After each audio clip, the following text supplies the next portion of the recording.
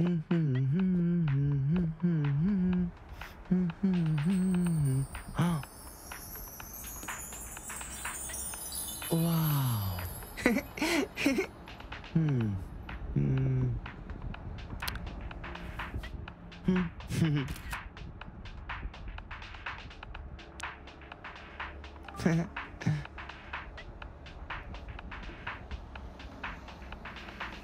Galéria Nedbalka.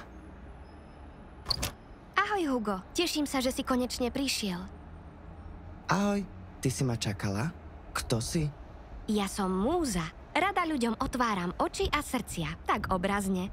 Možno ako tie dáždniky. Tie dáždniky tu ale nie sú stále, však? Už som tadeto išiel a ešte som si ich nevšimol. Dáždnikovú ulicu tu mávame len počas leta. Chceme priniesť trochu krásy a umenia aj von, za brány našej galérie. Galéria Nedbalka. Takže v tejto budove sa vystavuje umenie? Ešte si v našej galérii nebol? To nevadí. Môžeme to hneď napraviť. Rada ťa prevediem. Čo myslíš, že tu uvidíš? Možno nejaké obrazy a sochy. Presne tak. V galérii sa vystavujú obrazy, sochy, niekedy aj fotografie. Niektoré diela sú tu umiestnené stále. Tomu hovoríme stála expozícia. Na prízemí máme miestnosť s aktuálnou expozíciou. Tam sa výstavy menia. Prečo sa diela vystavujú v galérii? Aby ich ľudia mohli obdivovať. Keby si ich autori nechali doma, nikto by ich nevidel. Takto sa na obrazy môžeme prísť pozrieť. Fíha, keďže tu obrazy visia tak dlho, musia byť isto výnimočné. Áno, majú veľkú hodnotu. Umeleckú, kultúrnu i spoločenskú. Šípim, že tie diela stoja veľa peňazí. Veľmi veľa, pretože všetky diela tu sú originály. Hugo, vieš, čo je originál? Mne babka vraví, že ja som originál, že rovnakého Huga už nikde pod slnkom nenájde. Tvoja babka má pravdu. Originál je vždy len jeden a preto je vzácny. Hugo, a ty niečo zbieraš? Ja zbieram pierka. Mám všelijaké. Aj pštrosie a pávie, ale najradšej mám sojčie. Aj príbeh Galérie Nedbalka začal zbieraním. Najskôr to bolo len pár obrazov, ktoré si majitelia kúpili pre radosť. Postupne sa z toho zbierania stala vášeň, z ktorej vznikla galéria. Obrazy a sochy vystavované v Nedbalke boli vytvorené približne od roku 1890 do roku 2001. A všetky tieto diela vytvorili slovenskí umelci. To je veľmi dávno, veď dnes už na našej planéte nežije nikto, kto mohol vidieť tie obrazy v roku, keď vznikli. To je pravda. Tak dlho žijú len obrie galapágske korytnačky. Kto vytvára diela, ktoré sa dostanú do galérie? Obrazy maluje maliar, sochy vytvára sochár. Autori boli pri svojej tvorbe ovplyvnení rôznymi umeleckými smermi. Spomeniem už teraz napríklad impresionizmus. Impresionistom išlo o zachytenie atmosféry a to museli robiť veľmi rýchlo.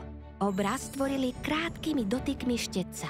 Symbolizmus zobrazoval svet pomocou symbolov. Medzi známe symboly patria napríklad líška ako prefíkanosť, srdce symbolizuje lásku, páv pýchu, had nebezpečenstvo, presýpacie hodiny, plynutie času. Surrealizmus zobrazuje niečo neskutočné, nereálne. Často sú to sny.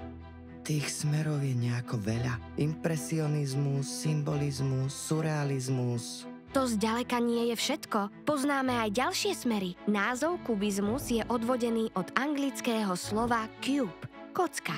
Kubistický obraz je rozložený na jednoduché geometrické tvary. A expresionizmus zobrazuje najmä negatívne emócie, strach, hnev, smútok či samotu.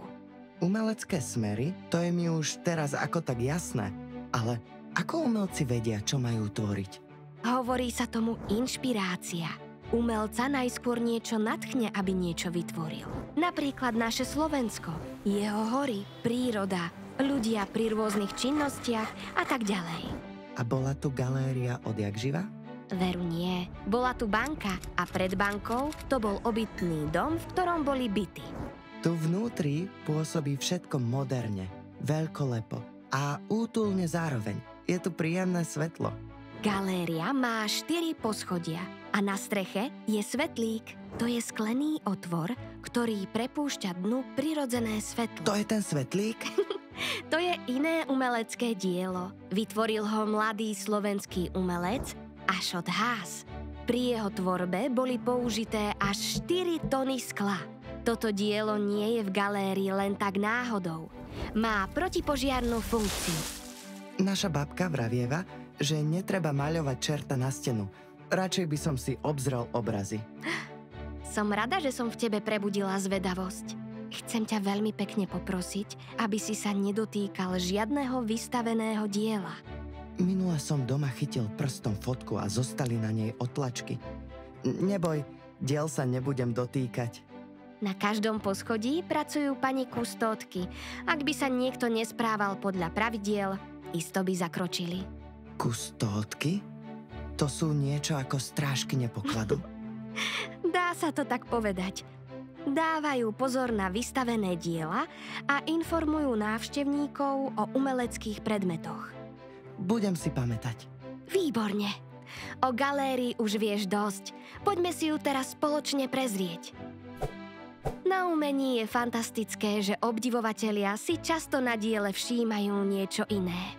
Som naozaj veľmi zvedavá, ktorí autori a ktoré diela ťa najviac oslovia. Som na diela naozaj zvedavý. Všetko si mi to skvelo opísala. Ďakujem. Nie za čo. Prechádzka svetom umenia práve začína. Tak hurá do galérie!